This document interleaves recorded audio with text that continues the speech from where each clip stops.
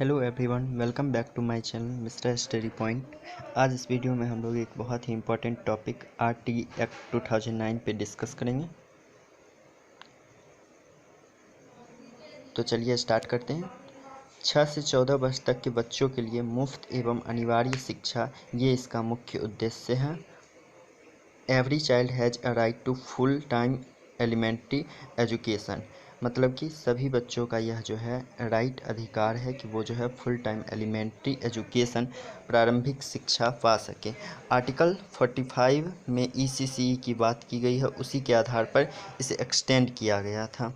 86th amendment act 2002 article 21A, ये ज़रूर याद रखना है कि 21A कभी कभी ऑप्शंस में दे देता है सिर्फ 21 का, फिर 21B 21C इस तरह से, और 21A रहता है, तो हमें उस पर माइंड करना है कि article 21A came into the Constitution of India to provide free and compulsory education for all children and it became fundamental right, मतलब कि 6 से लेकर 14 वर्ष तक के बच्चों के लिए फ्री एंड कंपलसरी एजुकेशन होना चाहिए। ये 86th अमेंडमेंट एक्ट 2002 के आर्टिकल 21A में मेंशन है और इसको अपनाया गया। Article 21A and the RTE act came into effect on 1 April 2010। ये जो है पास हो गया था 2009 में ही, लेकिन यह जो है इफेक्ट में आया था 1 अप्रैल 2010 को, और उस टाइम सिर्फ जो है जम्मू कश्मीर को छोड़ दिया गया था।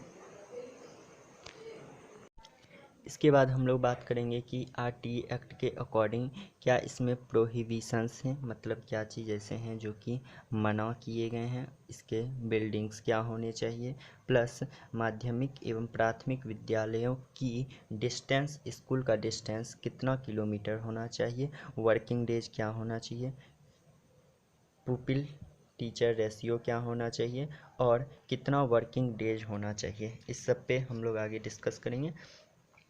तो अगर बात की जाए इसके प्रोहिबिशंस की, तो फर्स्ट में बताया गया है कि not physically punished and mental harassment. ये आर्टिकल 2017 के अकॉर्डिंग बोला गया है कि किसी भी बच्चों को फिजिकली पनिशमेंट नहीं देना है, मुर्गा मुर्गी नहीं बनाना है, और उसे जो है किसी भी तरह से मेंटल हरासमेंट, मतलब मेंटली उसे टॉर्चर नहीं करना है कि आप तो बुद्धू हो, आप सीख नहीं सकते, आप ये नहीं कर सकते, आप इसमें पार्टिसिपेट नहीं कर सकते।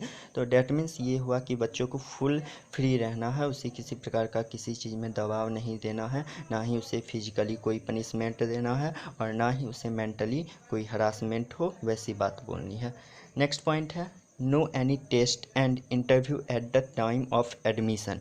अब जब एडमिशन की बात हो रही है तो बहुत सारे ये प्राइवेट स्कूल्स में ऐसे होते हैं कि डेमो एक टेस्ट लिया जाता है कि जो बच्चा इस टेस्ट में पास हो जाएगा उसी को इस क्लास के अकॉर्डिंग एडमिशन लिया जाएगा। लेकिन आरटीई एक्ट के अकॉर्डिंग ऐसा नहीं है, जो बच्चे का जो एज है उसके अकॉर्डिंग उसको जो है उस क्लास में देना है, इसलिए उसके लिए कोई इंटरव्यू और टेस्ट की ज़रूरी नहीं है एडमिशन के टाइम।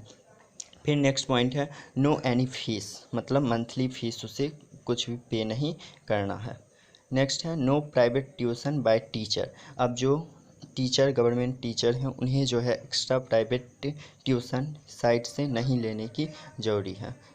बहुत सारे ऐसे प्राइवेट टीचर्स होते हैं कि स्कूल के बाद से ट्यूशन करते हैं, लेकिन इसमें प्रोहिबिशन है कि कोई भी जो है प्राइवेट टीचर ट्यूशन नहीं लेंगे। नेक्स्ट है रिकॉग्नाइजेशन स्कूल्स। अगर बात की जाए रिकॉग्नाइजेशन स्कूल्स की, तो कोई एक रिकॉग्नाइज्ड स्कूल होना चाहिए।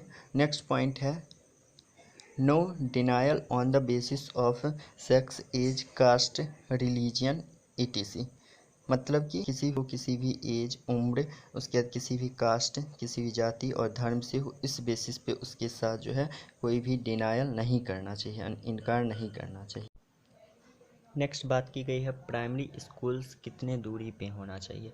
तो प्राइमरी स्कूल्स 1 किलोमीटर की दूरी पे होना चाहिए, और अगर ये माध्यमिक स्कूल की बात की जाए, मिडिल स्कूल की, तो वो 3 किलोमीटर पे एक ना एक स्कूल ज़रूर होना चाहिए। अब जो है India became one of the 135 countries to make fundamental rights of every child. अब जो है भारत ये 135वां देश बना इसको फंडामेंटल राइट बनाने का। उसके बाद for disability student it is for 6 to 18 years. अब जो डिसेबल स्टूडेंट्स हैं, मतलब वैसे बच्चे जो किसी भी चीज़ से बाधित हैं, और वैसे स्टूडेंट्स के लिए ये जो है 6 to 18 ईयर्स कर दिया गया। वैसे जनरल बच्चों, नॉर्मल अगर सामान्य बच्चे हैं तो उनके लिए 6 to 14 ईयर्स है, और जो डिसेबिलिटी से बच्चे हैं तो उनके लिए 6 to 18 ईयर्स है। अब अगर एडमिटेड चाइल्ड की बात की जाए, एडमिटेड चाइल्ड में क्या है कि अगर जो है बच्चे 60 तक के हैं तो उसमें जो है 2 टीचर्स होने चाहिए। अगर चिल्ड्रन जो है 61 से 90 तक के हैं तो उसमें 3 टीचर्स होने चाहिए। अगर चिल्ड्रन जो है 91 से 120 तक हैं, ये नंबर ऑफ़ स्टूडेंट्स है, तो उसमें 4 टीचर्स होने चाहिए। अगर अबव 150 चिल्ड्रन हैं तो उस पर जो है 5 टीचर्स एंड 1 हेड टीचर होने चाहिए जो उन सभी को कंट्रोल कर सके। तो ये एक जो है चिल्ड्रन और टीचर्स का रेशियो है। नेक्स्ट बात की गई है बिल्डिंग की, तो at least 1 classroom for every teacher and 1 office come staff room. तो एक क्लासरूम एवरी टीचर के लिए होना चाहिए और एक जो है स्टाफ रूम होना चाहिए जिसमें टीचर डिस्कस कर सके अपना लेसन प्लान, लर्निंग प्लान कि क्या आगे पढ़ाना है। उसके बाद separate toilet for boys and girls, लड़का और लड़की दोनों के लिए सेपरेट टॉयलेट होना चाहिए। एक kitchen for mid day meal, अब मिड डे मील जो है उसके लिए एक अलग से किचन होना चाहिए। और playground safe water to drink, एक प्लेग्राउंड और एक सेफ़ वाटर टू ड्रिंक, पानी अच्छा पीने वाला होना चाहिए। अगर बात की जाए वर्किंग डेज की, तो 1 to 5th that means primary schools के लिए, प्राइमरी के लिए 200 वर्किंग डेज होना चाहिए एक एकेडमिक ईयर में, और 800 आवर्स होने चाहिए। वही अगर बात की जाए तो 220 वर्किंग डेज होना चाहिए 6 to 8th क्लास तक के लिए, और 1000 आवर्स होने चाहिए इन एन एकेडमिक ईयर। उसके बाद working hours per week for a teacher 45 hours एक वीक में होना चाहिए, including preparing hours per day 7.5 hours, और पर डे इसके उसको तैयार करने के लिए 7.5 आवर्स होने चाहिए। अब पुपिल टीचर रेशियो की अगर बात की जाए तो एलिमेंट्री लेवल पे ये बहुत से बार क्वेश्चन पूछे हुए जा चुके हैं कि एलिमेंट्री लेवल पे 35 या 30 स्टूडेंट्स पे कितने टीचर क्या रेशियो होना चाहिए, तो उस पर 1 होगा। और प्राइमरी लेवल पे 1 to 30 या एवरेज 1 to 35 तक रहता है, लेकिन इसको जो है एक्सीड नहीं किया जा सकता है किससे, 40 से। जैसा कि ऊपर पे अगर 40 से एक्सीड करा तो फिर उस पर 2 टीचर हो जाएंगे।